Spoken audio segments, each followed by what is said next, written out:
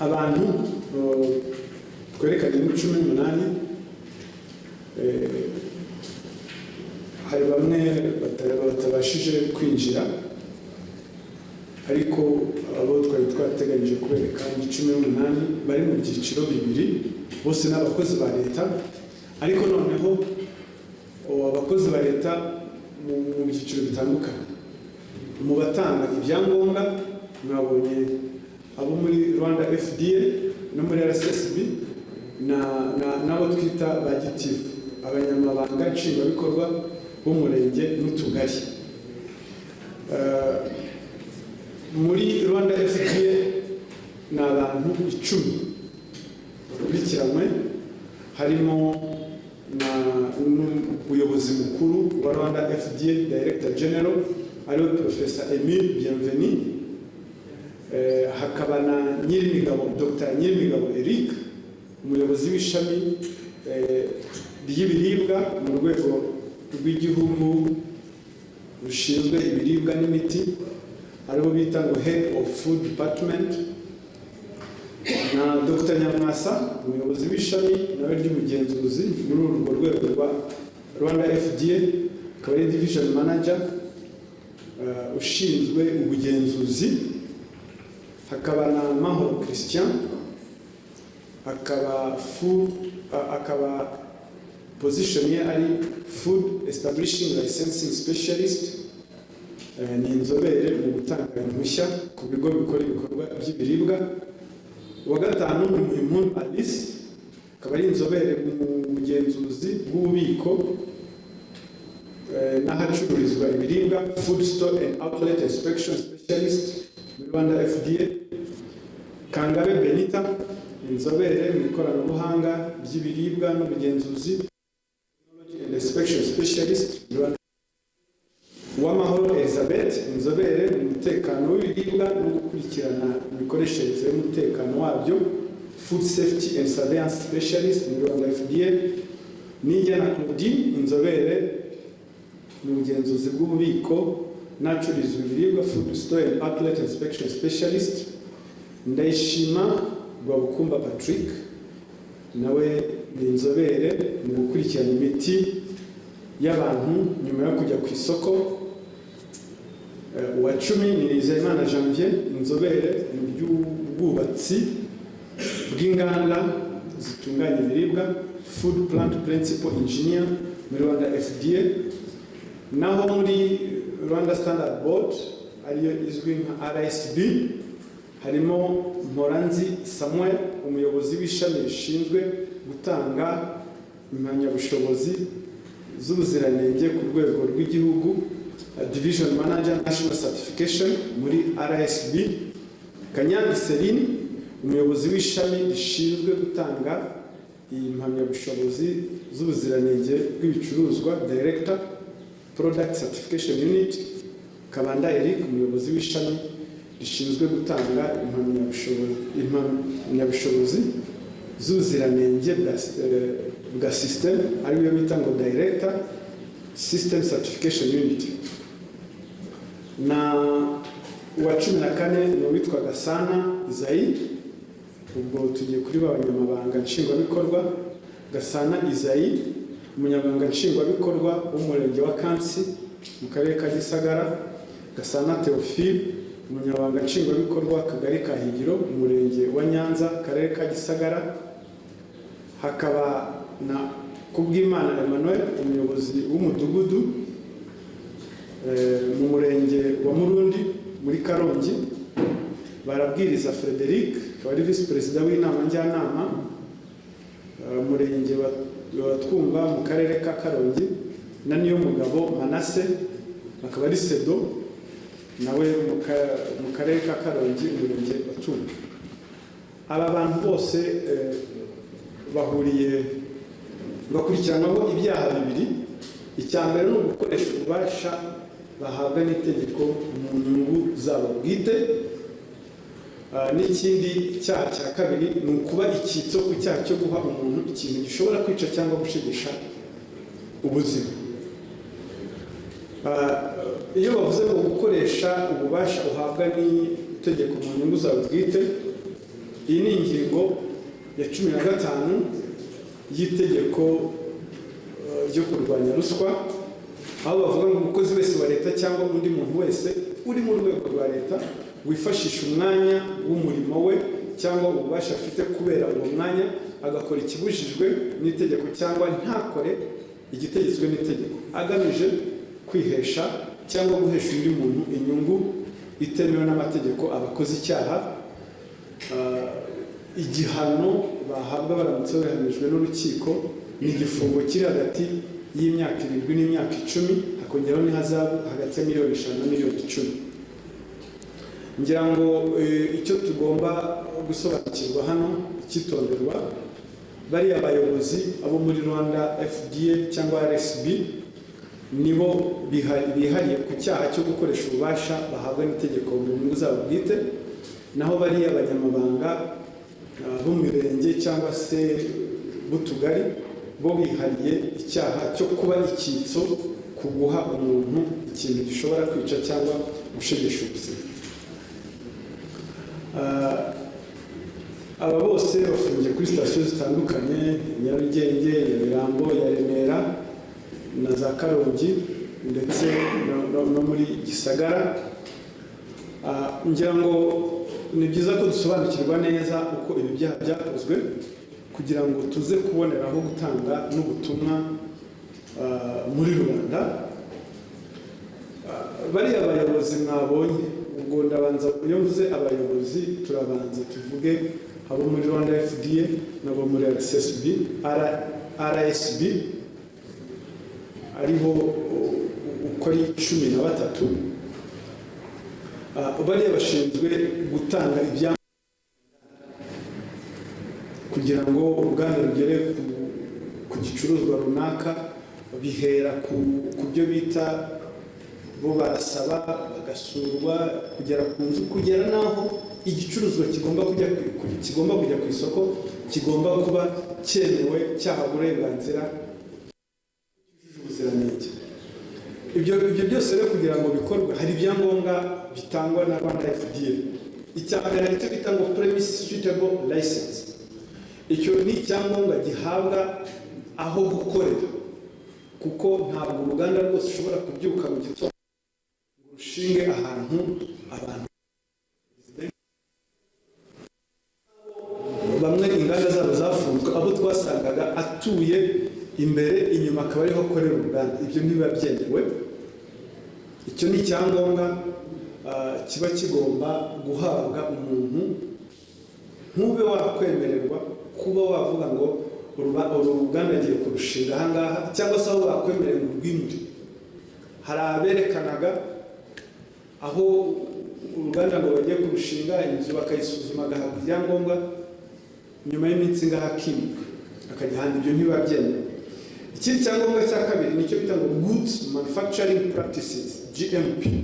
Ni icyangombwa kigaragaza inzira yose igicuruzwa gicamo, aribyo bita ngo production process, kugeza kigeze ku isoko gisohotse mu ruganda. Inganda hafi ya zose zagenzuwe, abahageraga barabyirengagizaga, ugasanga bamwemereye gukomeza gukora kandi mu by'ukuri ibisabwa atabyubahirije. Icyangombwa cya kabiri nari mvuze ni Goods Manufacturing Practice, GMP. Icyangombwa kigaragaza inzira yose igicuruzwa gicamo, ariyo production process, kugeza gisohotse.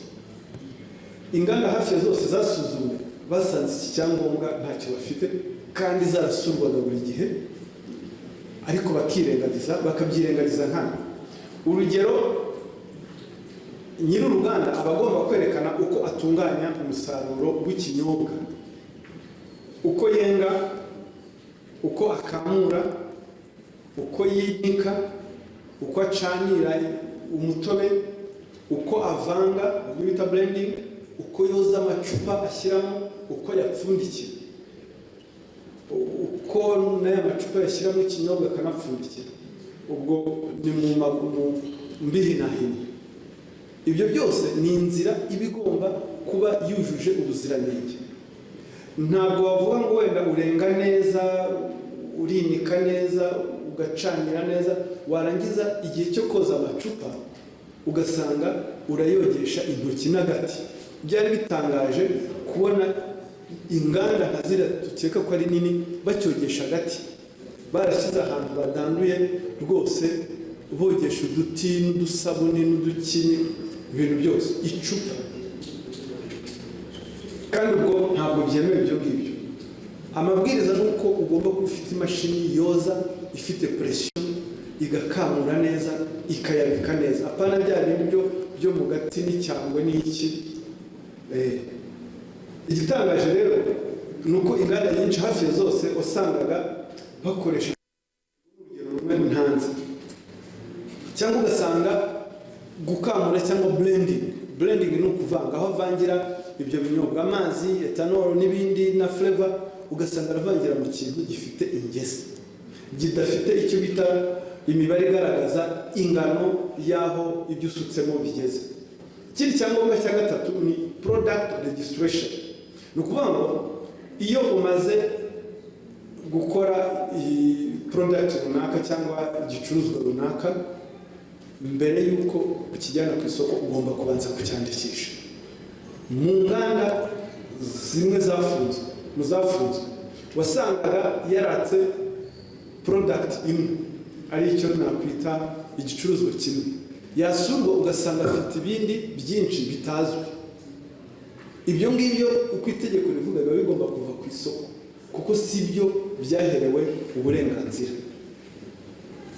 Ikindi cyangombwa cya kane nibyo bita ngo Food Business Operation License, FBO, ihabwa uwujuje ibyo bitatu bibanza navuze. Hari urugero, hari inganda zahawe iki cyangombwa cya FBO kandi zitujuje ibyangombwa. Iperereza ry'ibanze ryagaragaje ko muri Rwanda FDA bafite amategeko ngengamikorere, ibyo twakwita ngo amategeko ngengamikorere, internal rules and regulations. Ayo ni amategeko abafasha kugira ngo procedure cyangwa se procedures y'ibyo byangombwa igende nta kabasoje, nta kabacitse, nuva kuri kimwe ujye ku kindi, nuva ku kindi ujye ku kindi. Akenshi usanga rero kudakurikiza izo internal rules and regulations ariho hakomoka ibi byaha bimwe bakurikiranwaho, bakekwaho. Ayo mategeko mikorere ateganya uburyo icyemezo runaka kigomba kwemezwa, hari process and procedures. Habaho gusaba, nyir'uruganda agasaba, akandika asaba icyangombwa runaka, agakurikiraho igenzura, ariyo inspection, igakora raporo, iyo raporo ikoherezwa ku muyobozi ukuriye iryo shami. Umuyobozi ukuriye iryo shami agasaba ko akanama kitwa Internal Technical Licensing Committee gasuzuma iyo raporo. Umwanzuro uvuye muri iyo ako kanama ka tekinike, ariyo Internal Technical Licensing Committee, umwanzuro uvuyemo niwo ugomba gushingirwaho hatanga icyangombwa cyangwa se akiri. Umwanzuro w'ako kanama akenshi hari igihe ushobora kuza usaba uruganda runaka kugira ibyo yuzuza. Icyo gihe rero mu byo bita kugabanya inshingano cyangwa se delegation of power, Director General yahaye uwo bita HOD, Head of Department, kuba ashobora kwandikira uwasabye agatanga feedback y'ibisaba kugira ngo byuzuze. Ubwo ngubwo ni igihe kakanama ka tekinike kemeje ko uyu muntu atagomba guhabwa icyangombwa kuko ari byo asabwa kuzuza. Icyo gihe witwa HOD aramwandikira akamubwira ati urasabwa kuzuza ibi n'ibi kugira ngo ubashe kubona icyangombwa. Ariko noneho iyo byujuje ibyangombwa, iyo kakanama kavuze ngo ibyangombwa biruzuye, ni umuntu umwe wemerewe gutanga icyangombwa, ariwe umuyobozi mukuru, Director General. Ubwo icyo ni igihe kakanama kemeje ko uru ruganda rwasuwe rwose rwujuje ibyangombwa rugomba guhabwa iki cyangombwa yasabye bitewe niba ari kimwe muri biriya twavuze uko ari bine, bitewe n'icyo ashaka. Iyo urebye iyo mikorere internal rules and regulations ubona ari byiza cyane, harimo check and balance, iyo procedure ni nziza cyane. Ariko noneho ko bimeze gutyo turibaza impamvu ibyo tubona twabibona, ko twumva procedure imeze neza, niki cyabaye ngo tugire inganda zingana kuriya zitujuje ibyangombwa. Hari inganda zifite ibyangombwa kandi zitujuje ibisabwa, kubera iki tukifite? Cyangwa se izikora kandi zifite ibicuruzwa hanze kandi nta byangombwa zifite. Niki cyabaye? Nibura kugira ngo dusobanukirwe icyabaye, turifashisha urugero rumwe muri nyinshi kugira ngo byumvikane. Urugero rwa mbere, Professor Emile Bienvenu ariwe muyobozi wa Rwanda FDA, iperereza ry'ibanze ryagaragaje ko hari ibyangombwa yagiye atanga adashingiye ku myanzuro ya kanama technique internal technical licensing committee. Twumvise neza ko kariya kanama ariko umwanzuro wako ari washingiraho. Ibi ni ibiteganywa no muri izi internal rules and regulations. Urugero,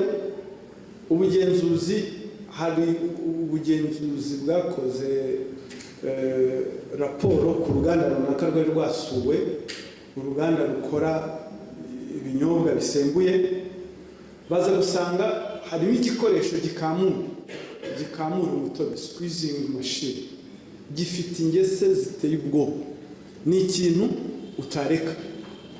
Hanyuma biza kurangira urwo ruganda rwahawe icyangombwa, kandi noneho icyemezo cyo gutanga iki cyangombwa kidashingiye ku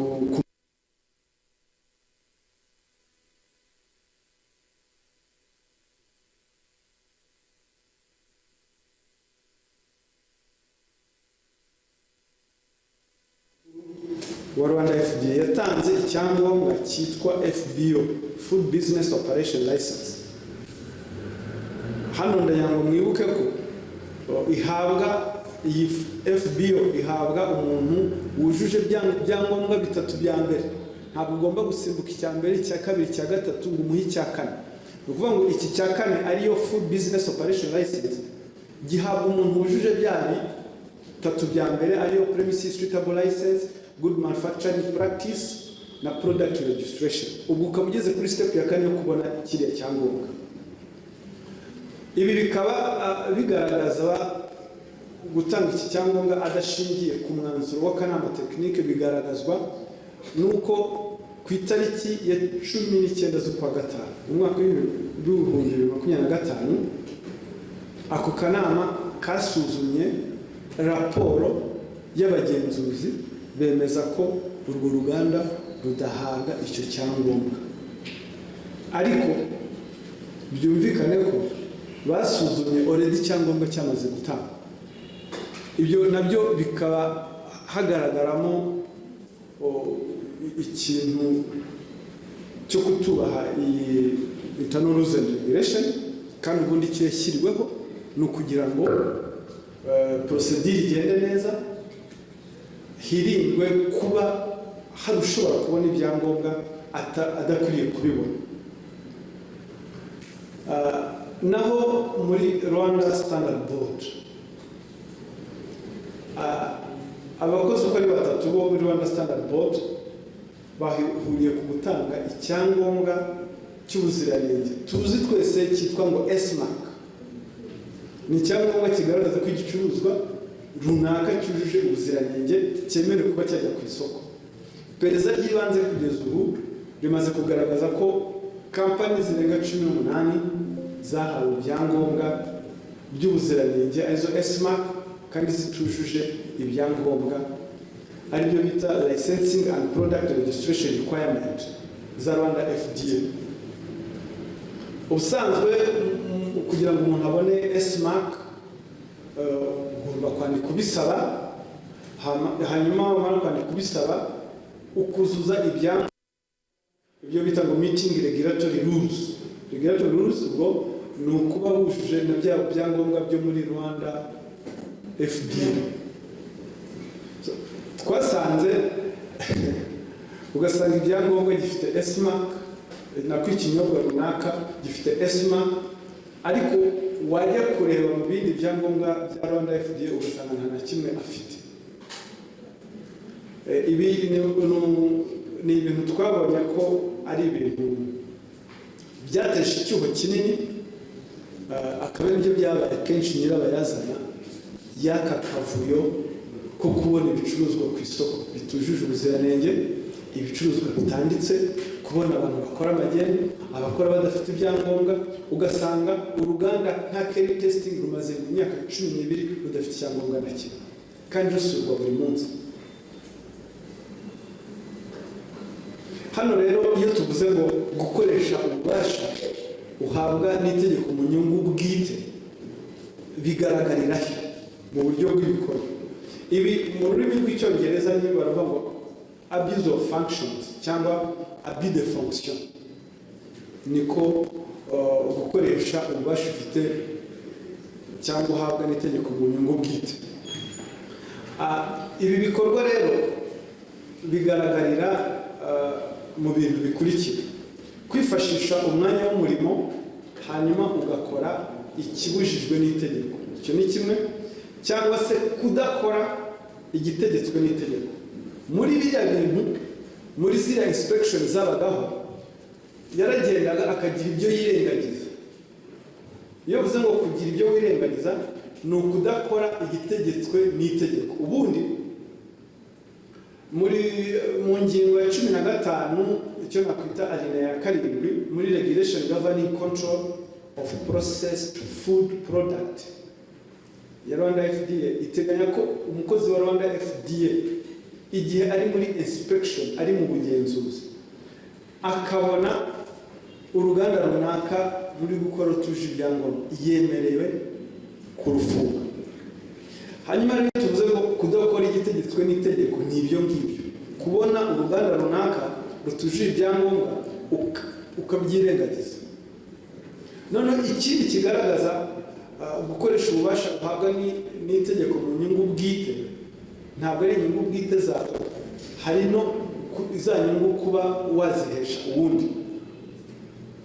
Ni uguhesha undi muntu inyungu itemewe n'amategeko. Aho tubibonera, aho ziriya nganda zose zafunzwe, zarakoze zibunguka, zinjiza amafaranga kandi zidafite ibyangombwa.